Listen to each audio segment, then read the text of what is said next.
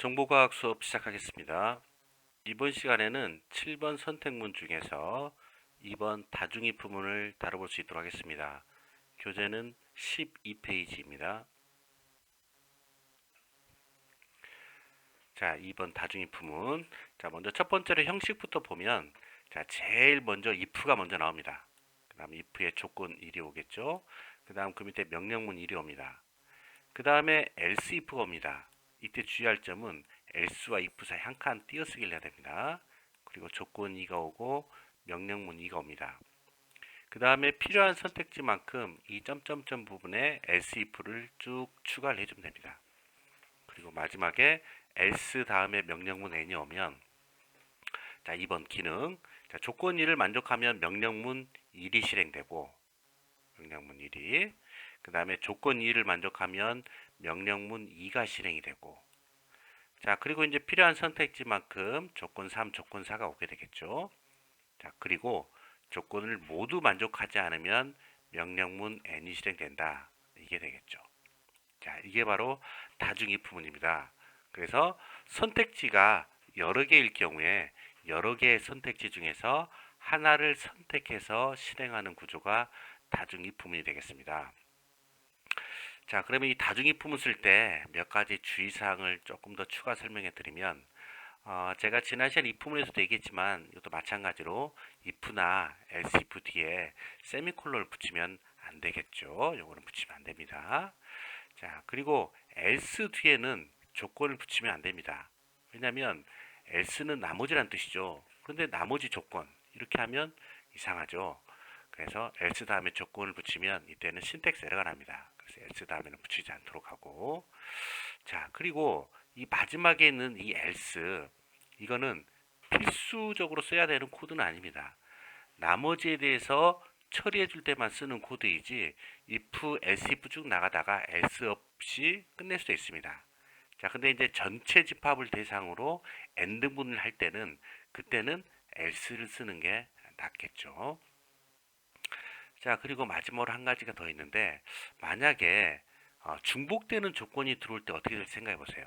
예를 들면 제가 x라는 변수를 썼는데 x라는 변수가 뭐 예를 들면 90보다 크거나 같다 라고 해주고, 여기 조건에는 x라는 변수의 값이 크거나 같다 80 이렇게 제가 조건을 써줬어요. 그런 다음에 내가 입력한 숫자가 90이 들어왔다고 가정을 해봅시다. 그러면 이 90이라는 값은 조건 1도 만족하고 조건 2도 만족하죠. 자, 이럴 경우에 생각해 보세요. 자, 1번 에러가 난다. 신텍스 에러가 난다. 2번 명령문 1이 실행된다. 3번 명령문 2가 실행된다. 4번 명령문 1, 2 둘 다 실행된다. 뭐가 맞을까요? 네, 맞습니다.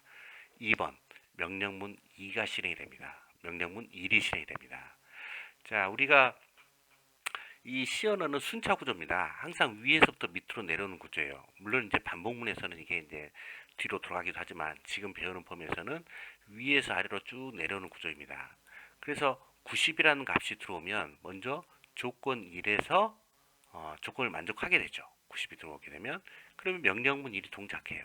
그리고 나면 아까 제가 얘기했던 것처럼 if문은 무조건 하나만 선택해서 실행하는 구조라고 했죠. 다중 if문은. 그렇기 때문에 여기에서 if에서 명령을 실행하고 나면 그 밑으로는 내려가질 않습니다. 빠져나오는 구조가 되겠죠. 그렇기 때문에 90이 들어오면 명령문 1이 실행이 됩니다. 자, 다중 if문에서 그래서 혹시라도 조건이 같으면 에러 나는 거 아닌가 이렇게 생각하지 않아도 됩니다.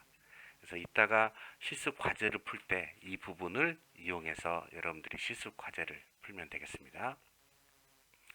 자, 그리고 이번 시간에는 코드 블럭에 또 새로운 기능 하나 사용해 볼 수 있도록 하겠는데, 디버깅 사용법이라고 있습니다. 자, 우리가 이제 프로젝트를 사용하는 이유 중에 하나인데, 우리가 이제 코드를 작성하고 나서 에러가 나면 에러의 종류는 두 가지가 있다고 했죠.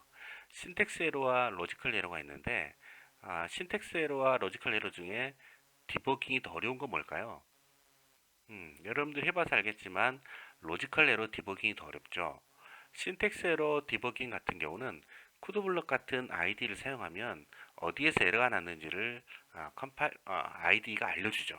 그래서 우리가 비교적 쉽게 디버깅을 할 수 있는데 로지컬 에러는 문법적 에러가 아니기 때문에 이 ID가 어디에서 문제가 생겼는지 캐치를 하지 못합니다. 그러면 결국 이거는 만든 사람, 즉 개발자가 이 부분을 찾아내야 되는데 이게 쉽지가 않아요. 그래서 이런 로지컬 에러를 디버깅하기 위한 다양한 도구들이 또 제공이 되는데 프로젝트를 사용하게 되면 이러한 도구를 사용하고 있습니다. 그래서 이 디버그 메뉴에 있는 스텝 인투로 들어간 다음에 단축키는 Shift F7입니다.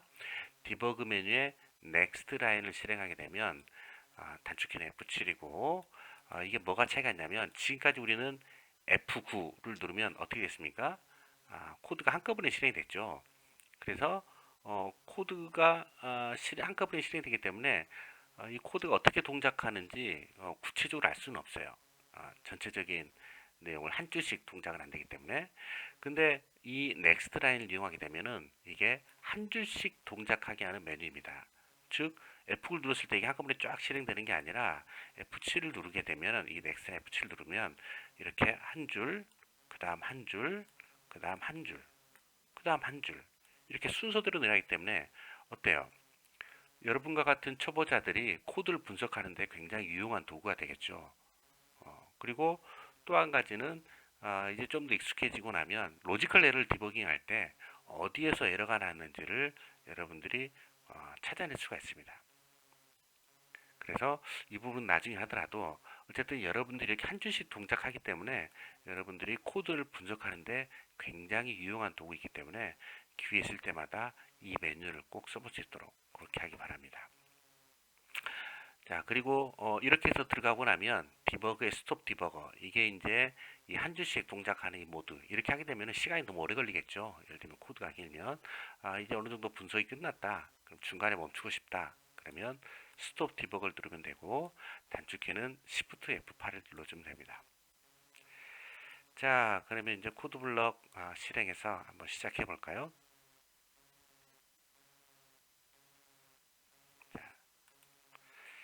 윈도우 키와 방향키로 좌우 분할해서 사용하겠습니다. 자, 새 프로젝트입니다. 자, 파일 메뉴에 New에 프로젝트 이렇게 시작했었죠. 자, 그런데 제가 더 쉽게 프로젝트를 시작하는 방법을 알려드리겠는데 코드 블럭을 처음 시작하면 첫 화면에 이렇게 크리에이터 뉴 프로젝트라는 메뉴가 밖에 꺼내져 있습니다. 자, 이걸 클릭해서 시작해도 됩니다. 자, 그럼 이걸로 해볼까요? 크리에이터 뉴 프로젝트. 자, 콘솔 어플리케이션. 그 다음에 C. 프로젝트의 이름은 예제니까 EX01로 그 다음에 점점점 단추 누른 다음에 경로는 저는 바탕화면에 저장하겠습니다. 넥스트 피니시. 자, 왼쪽 프로젝트 창에서 소스 밑에 있는 메인.c를 마우스로 더블 클릭한 다음 기본 코드만 남기고 지우면 되겠죠. 자, 이 실습 예제 0701 해보겠습니다. 정수 입력받아 제로, 양수, 음수를 구분해서 아래 그림처럼 출력해라. 이거 우리가 예전에 조건 연산자라도 했었던 거였었죠. 자, 그러면 작성해 보겠습니다. 자, 먼저 변수는 정수니까 n이라고 해주죠. 입력 변수입니다. 자, 그 다음에 printf input number 그 다음에 scanf 정수니까 %d 포인터 n. 자, 그 다음에 입력한 숫자는 양수 제로 음수인데 지금 보니까 입력한 구는 이 부분은 다 똑같죠. 그래서 조건문을 쓸 때 공통되는 부분은 어떻게 하면 되겠어요? 조건문 안에 쓰지 말고 조건문 밖에다 써주는 게 낫겠죠. 공통되는 부분이니까. 그래서 여기다가 printf로 입력한 %d는 자, 한 다음에 자, 이제 양수와 제로, 음수 이 부분만 다중이 부문으로 한번 처리해 주면 되겠네요. 그럼 먼저 if 자, 양수부터 처리해 줄까요? n 변수가 0보다 크냐. 자, 보니까 명령문이 하나밖에 없으면 굳이 중괄호 필요 없다고 했죠. 자, 중괄호 없이 갑니다. printf 양수. 그 다음 새로운 선택지가 나오면 이제 그 다음 뭘 해주면 돼요? 그렇죠. else if 쓰면 되죠. else 한 다음에 한 칸 띄고 if. 그 다음에 제로를 처리해 주려면 n 변수가 0이냐 비견산자 같다는 등호를 두 개를 쓰죠. printf 제로. 그 다음 세 번째는 음수네요. else if n 변수가 그럼 이번에는 0보다 작냐 printf 음수 이렇게 해주면 되겠죠. 자, 실행해 보겠습니다. 자, 5는 근데 뭐가 문제가 있습니까? 이렇게 했더니 입력한 숫자가 나와야 되는데 입력한 숫자 부분에 이상한 숫자가 나왔어요. 양수를 맞았는데 뭐가 문제일까요? 맞습니다. 이 부분에 지금 문제가 있는 거죠. 입력한 숫자는 이 부분을 출력하는 부분이니까. 이 부분에서 뭐가 문제입니까? %d 자리에 출력돼야 되는 숫자가 지금 이상한 게 나온 거죠. 즉 뭐가 문제예요? 이 % 자리에 출력될 무언가를 써주질 않았죠. 이 부분에다가. 자, 그래서 이 자리에 뭐가 와야 됩니까? 입력한 숫자, 즉 이 숫자가 와야 되죠. 즉 n 변수에 들어있는 값이 나와야 되죠. 자, 만들어 놨는데 이 자리에 출력될 값을 써주지 않았네요. 콤마 한 다음에 n을 해줘야 되겠죠. 자, 실행하겠습니다. 자, 5를 집어넣으면 됐죠. 입력한 5는 양수. 그 다음에 0을 집어넣으면 입력한 0은 제로. 그 다음에 음수를 집어넣으면 입력한 -3은 음수. 자, 해결이 됐습니다. 자, 코드를 작성하면서 타자가 느린 사람은 중간중간에 멈추면서 하기 바랍니다. 자, 근데 여기에서 이제 생각해 볼 게 있는데, 자, 이렇게 해서 어때요? 다중이프를 썼는데, 꼭 우리가 다중이프를 쓰는데, 여기에 나와 있는 것처럼 else를 꼭 써야 되느냐? 안 써도 상관없다는 걸 알 수 있죠. 자, 그런데 이 경우에는 지금 전체 집합을 n등분한 거죠. 이렇게 해도 틀리진 않지만 굳이 이거를 쓸 필요가 있을까요? 전체 집합을 3등분한 거니까 굳이 코드를 더 쓸 필요는 없겠죠. 그래서 이 경우에 이렇게 쓰는 것보다는 마지막을 else로 이렇게 끝내는 게 더 낫겠죠. 자, 다시 해보겠습니다. 양수, 그 다음에 제로, 그 다음에 음수. 됐죠? 자, 그래서 이 else는 선택사항인데 쓸 수 있는 상황이라면 전체 집합을 n등분하는 상황이라면 else를 쓰는 게 코드가 더 간단해지는 비결이 되겠죠. 자, 그래서 이제 예전에 이걸 우리가 조건연산자로 짰었는데 조건연산자로 짜게 되면 한 줄의 코드를 작성하니까 코드가 간단해져요. 그런데 가독성은 좀 떨어지죠. 그래서 이렇게 하게 되면은 코드는 길어지만 코드의 가독성은 더 좋아진다. 이런 서로 간의 장단점이 있습니다. 자, 이렇게 해서 다중이품은 다뤄봤고, 자, 이번 시간 과제입니다. 자, 그러면 과제를 하기 전에 그걸 한번 해봐야겠네요. 자, 그러면 오늘 배운 스텝 인투 이걸 한번 써볼 수 있도록 하죠. 스텝 인투를 이용해서 이게 어떻게 동작하는지. 자, 그러면 디버그에 스텝 인투 자, 이렇게 들어갑니다. Shift F7입니다.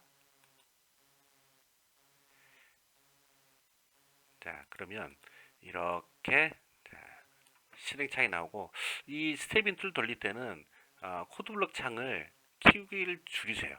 줄여가지고 이 실행창과 서로 겹치지 않도록 그렇게 해야 코드가 어떻게 동작하는지 양쪽 화면을 우리가 비교하면서 이게 만약에 숨어 있으면 돌아가는 걸 보이지가 않잖아요. 그렇기 때문에 서로 겹치지 않게 좌우로 분할해서 스텝 인투를 돌리는 게 좋겠습니다. 자, 그러면 잘 보시면 화면 왼쪽에 있는 이 노란 삼각형 보이시죠? 이게 무슨 표시냐면 현재 6번 라인을 동작할 준비가 되어 있다.